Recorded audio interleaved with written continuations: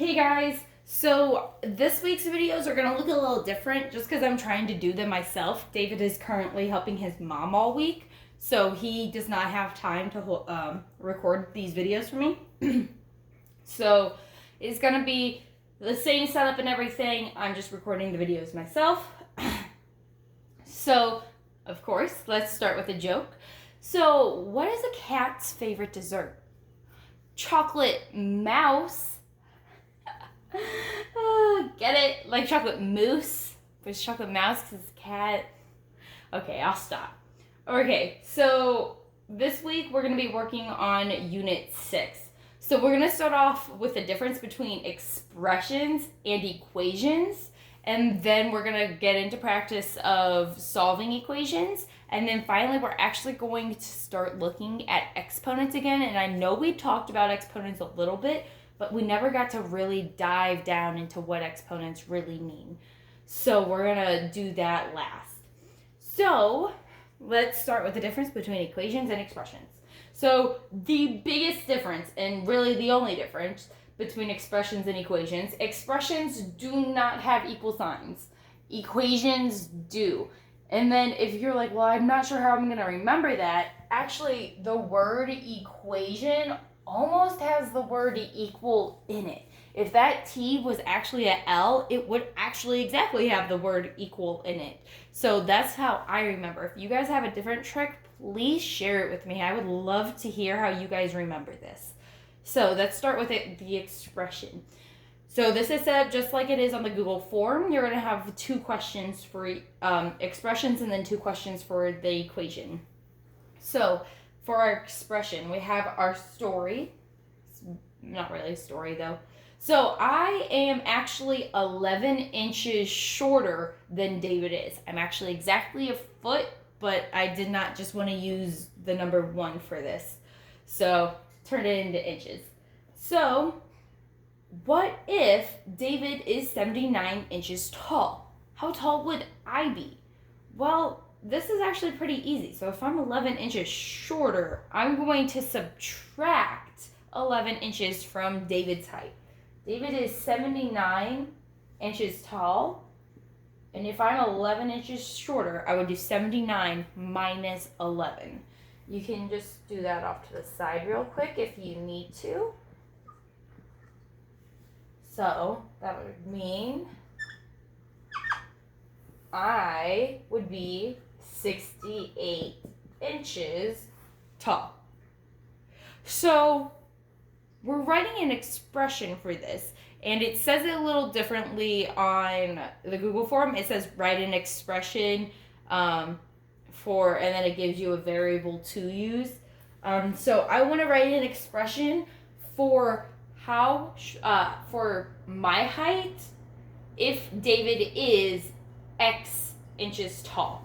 So now instead of 79, I want to use the variable X. So an expression for this is if David is X inches tall, then you just subtract 11 for that to get my height. There's no equal sign, remember, because I just want an expression. Okay, always remember, no equal sign in an expression. So let's look at our equations. So a farmer has 5 different seeds to plant on his farm.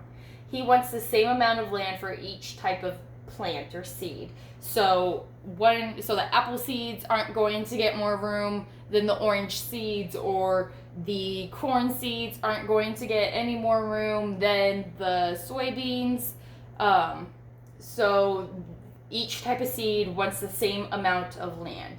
And the farmer has 100 acres. Acres is just a type of measurement for land. So we are first going to write an equation for this, and then we're going to solve it. So our equation for this, well, we have 5 different seeds. And then if you think about it this way, where each seed is going to get X amount of land, and then that should equal a total of 100 acres. Okay? So remember, there's no symbol, so there's no addition sign, division, multiplication, subtraction. You don't see an operation sign in between the 5 and the x. So this is just multiplication. You see these parentheses, and if you see parentheses, I want you to assume that it is multiplication. And then if there weren't the parentheses there, and it was just 5x, that is also multiplication. Okay, so now we're going to solve it. This is what you guys might have troubles remembering from here. So remember, step 1, draw your balance beam. Remember, this just shows you to stay equal on each side of the equation. If you do something to one side of the balance beam, you have to do it to the other. So, second, where's your variable? Find your variable. My variable is x. Okay? Step 3, find the number that is performing some operation to the x. That's 5. The 5 is multiplying the x. So now, step 4, we need to do the opposite. We need to do the inverse operation. So the opposite of multiplication is division. So I'm actually going to divide by 5. And then since I divided by 5 on one side, I have to divide by 5 on the other side. So 5 divided by 5 is just 1. So I'm just going to have 1x, or x. And then remember, your balance beam is your equal sign. So I just put my equal sign on the balance beam. And now 100 divided by 5 is 20. So our solution, remember, is that x equals 20. But what does this mean in the context of our story? Well,